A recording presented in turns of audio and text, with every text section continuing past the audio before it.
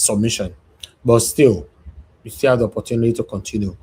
Mr. Jonathan, platter of gold. The yacht drag come meet you so quick like this. Mr. Jonathan, I think they drink coffee for them just now. Only you they drink coffee with that big bowl. You know, remember us. Thank you, Mr. Jonathan. I greet you. Happy Sunday. Thank you, sir. Happy Sunday to you. I pray it will be a blessed week for you. Amen. And my fellow panelists, I greet you. You're welcome. God bless you greatly. I'm in diaspora. I greet you once again. Good evening. God bless you greatly. My fellow commenters and callers, you're all welcome. Prospective callers, God bless you all greatly. I was listening to the broadcast, and you brought in the video of Dati again. You know what Dati was saying, and still on the fact that I want to believe that that is Ahmed Dati, the former vice presidential candidate to Peter Obi in 2023. I want to believe that is very, very well aware the game that he is playing. I don't want to believe that he himself believes what he was saying. That's just the way I read it. I don't think so. You know, the idea that you paved the way for Peter Obi in the north. I asked the question the last time. If you did not pave the way, then what will have been your purpose? You will have been purposeless. You will have been useless. So that's not a drum that you have to beat. It is only expected that you bring value. What will have been your purpose? You paved the way. You know, we did not even stop there. You are painting the picture that it is you that is more of a help to Peter Obi than the other way around, which is wrong, which is completely wrong. The primary reason why you came in as a vice presidential candidate was the fact that you will bring some value, that you will know who will select a liability in the first place. Who will select a liability? You are brought in because they expect that you will bring some value. You will be an addition, not a minus.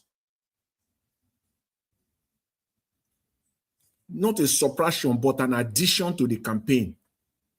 So whatever you might have done, it's not something that is worth, trumpeting all over the space. No. But in the short analysis, it's just the fact that I think you are trying to find a space back with Mr. Peter Obi. But in the process of doing that, you falter. You falter so much. I don't know. But you said that you can argue very well in that same interview, that you are a very good, argumentator and all the rest of it. But I found so many faults.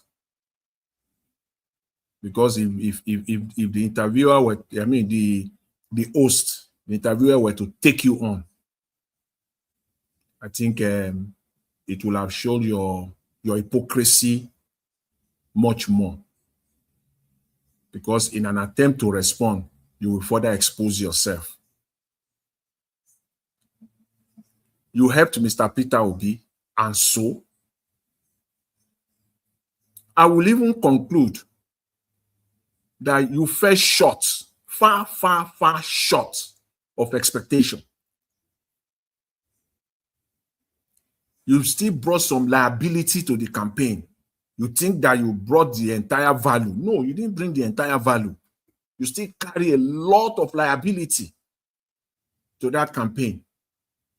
So whatever you might be thinking that you have brought to the campaign, and that, in fact, in your own submission, you are saying that it is you that actually get Peter Obi to gather that number of votes. That's what you are saying in essence. You are wrong.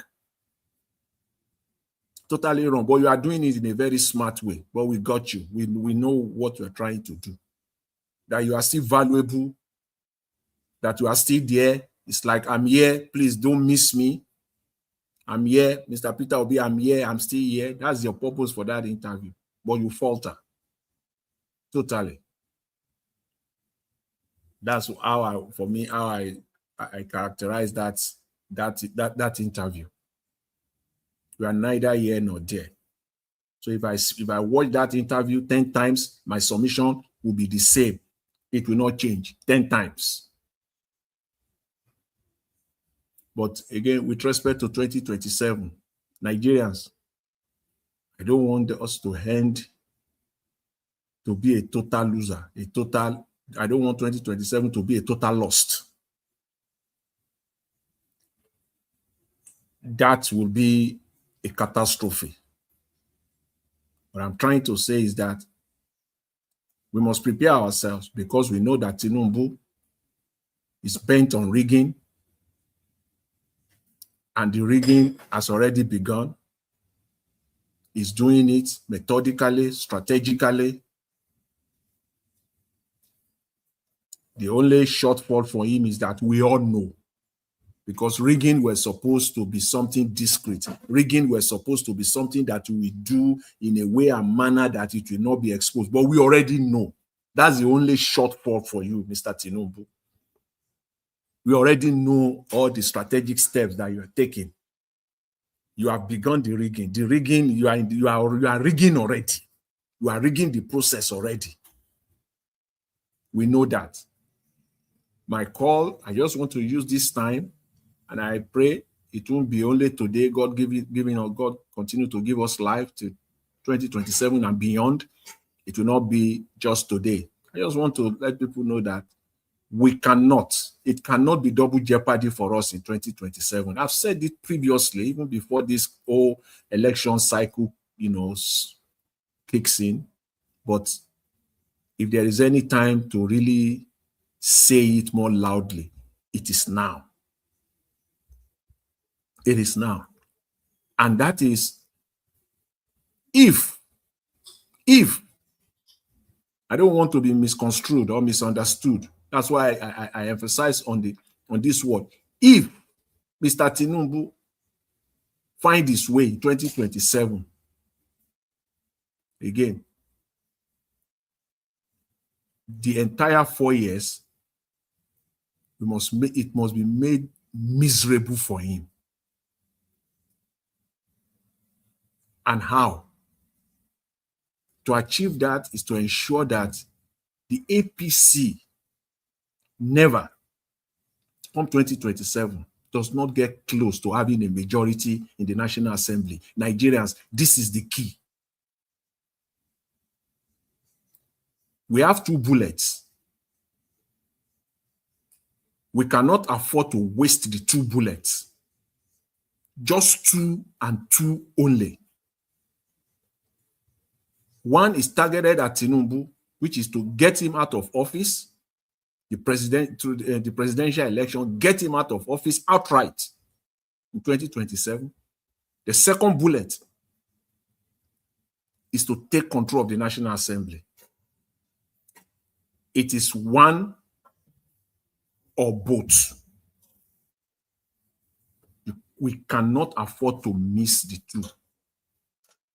We must get one at the minimum. Nigerians. That is why I'm calling on the NDC to do the needful, to do what is right, so that Tinubu is denied majority. The APC is denied majority. All these things must be going on simultaneously. Please don't let us miss this. Don't let us get ourselves in a situation where we misplaced priorities entirely. And don't forget, these 2 elections comes up same day. Same day. Nigerians, please, we must take at the minimum. Because if Tinubu If he comes back in 2027 and APC still gets control of the National Assembly, then it is over. You see, when we say that Nigeria is done, Nigeria is over, if Tinubu comes in, that is the route. That is the route. There's no any other one. There's no two. That is the way, that is the only route that we can say that Nigeria is done. Because, in fact, third term will be on the table. Third term will be on the table. It must be denied. The APC must be denied that two-third majority in both houses. Quality candidate, those that we know that they will remain, they will stay there, they are not going to defect. In fact, if that happens, and Mr. Tinubu see the writings on the wall clearly, he will be counting that 4 years day by day. He will want to just get out as fast. He wants to get out as fast as his legs can take him. Mr. Tinubu, he wants to get out as fast as his legs can take him out of Aso Rock. But if he gets majority, he will want to stay there for another third term. The moment he realized that they don't have majority, the House of Assembly, I'm talking about the Senate and the House of Representatives, and the writing is clearly on the wall. It's not that people that will defect, he will not be able to get anything done, anything that will damage Nigeria until we are able to get the right person in. That, I cannot emphasize it enough, the importance of this. I just can't. In the midst of all this, fight and all the rest of it, this is very, very essential for us. It cannot, APC must not get control of the Senate and the House of Assembly. Both houses, they must not have majority in both houses. That's the only way to checkmate Tinubu, because remember, I will end on this. I don't have any other thing to say today, just on this, so that I don't want to be misconstrued or misunderstood. Because if Mr. Tinubu comes on February 16, 2027, we go on his rigging. Remember, as I said, the rigging is already on. January 16, 2027 will just be the culmination of the rigging that day. And their focus, Mr. Tinubu's focus, is on the presidency. They cannot rig. They cannot rig 480 combined, House and Senate, about 480 seats. 480. The presidency is one and one only. They have to rig out of that 480. APC have to rig about 300 or 350 to get to third majority. In other words, in the Senate, they have to rig 66 to get to third majority. And in the House, which is straightforward majority, it's not about two-thirds, it's just straightforward majority, they will need 180. There are 360 of them there. 180. So it's a tough call for them. It is a tough one. I don't care whatever rigging machine that they want to use. I don't care how INEC wants to do it. It's a tough one for them. So we must ensure that Mr. Tinubu do not get, he cannot eat his cake and have it. He cannot have it both ways. So for us, for Nigerians, please, get out to vote. Vote for the right people. Even if you know, this is my call. This is my call. Please, Nigerians, even if you know that the NDC candidate is not the best, please look for another party. Look for SDP. Just make sure that you didn't give APC the majority. If you are sure that this candidate, the NDC candidate, is not the right person, is not the most competent, is not the most qualified, other parties are there. That is the reason. That is the advantage that the likes of Omoyele Sowore is missing. And hence, the question behind the genuinity of his candidature, that he wants to be president. It is not genuine. Because by now, that's what you should be campaigning for. Forget about yourself. Just forget about yourself for this season, for this electoral cycle. I'm begging you. Make sure that you have those 480 in every constituency. There is no way. Even if it is 10, you will carry. Even if it is 10, you will carry. And other parties too. At the end of the day, you will get, even if it is 10, you will get.